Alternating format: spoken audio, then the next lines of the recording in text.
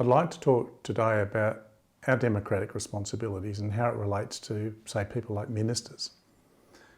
And I want to do that even though I'd promised myself that I'd steer away from the topic of COVID-19, yet I think it's impossible to let this week pass without making comment on the lifting of restrictions in Victoria.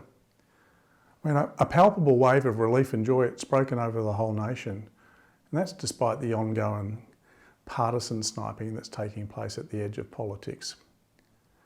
Well, for all of the recent focus on borders and states' rights, it seems to me that the struggle to suppress the virus in Victoria, it's actually drawn us all a little closer. It's as if the whole nation has been cheering on the Victorians as they've wrestled the virus to the ground. In many respects, their struggle has been and is ours.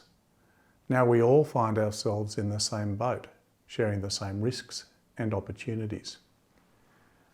The experience in Victoria has shown us all how easy it is for this virus to escape our hold and cause rampant damage. I mean, if we look to Europe, the USA, we see just how bad things can get if this virus gets away from us. I mean, the statistics are chilling, with the prospect of health systems being overwhelmed becoming it's a real possibility. Given this, we need to do all we can in order to suppress the virus.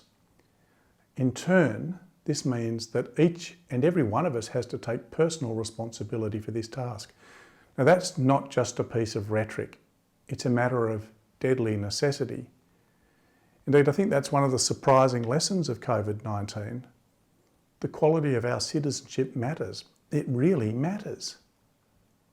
This is a reversal of the dominant trend over the past 30 or 40 years where we have tended to look to government to solve our problems. In the case of COVID-19, well, governments are relatively powerless. The difference between being able to get on with our lives or re-entering a new phase of lockdown, that lies in our carefully sanitised hands. But notice this, all differences of identity disappear at this point. The capacity to act for good or for ill rests with each of us on an equal basis, irrespective of our gender, our age, our culture, or any one other difference. I mean, anyone can be careless or selfish and let the virus loose. Anyone can do the right thing.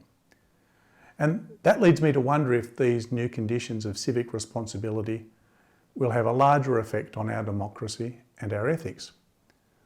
Will we recall that we, the people, we are ultimately responsible for the quality and character of our democratic life? Will we take better care in selecting representatives who are solely committed to advancing the public interest?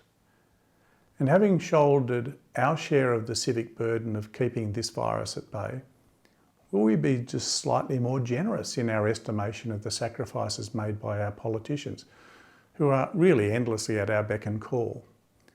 In terms of ethics, I wonder if we will better understand that extraordinary changes can be made by ordinary people, that each of our actions amounts to a larger whole. I mean, the moment we understand this is the moment when we start to pay close attention to the choices we make. For of these choices, the world is largely made.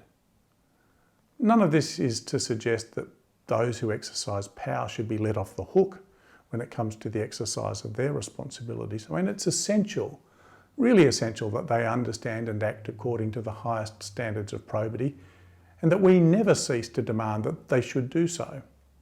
That said, there is a fine line between insisting on responsibility from those who govern and in outsourcing our democratic duty to others. So let me ask you, when it comes to ethical issues, how and where do you draw the line?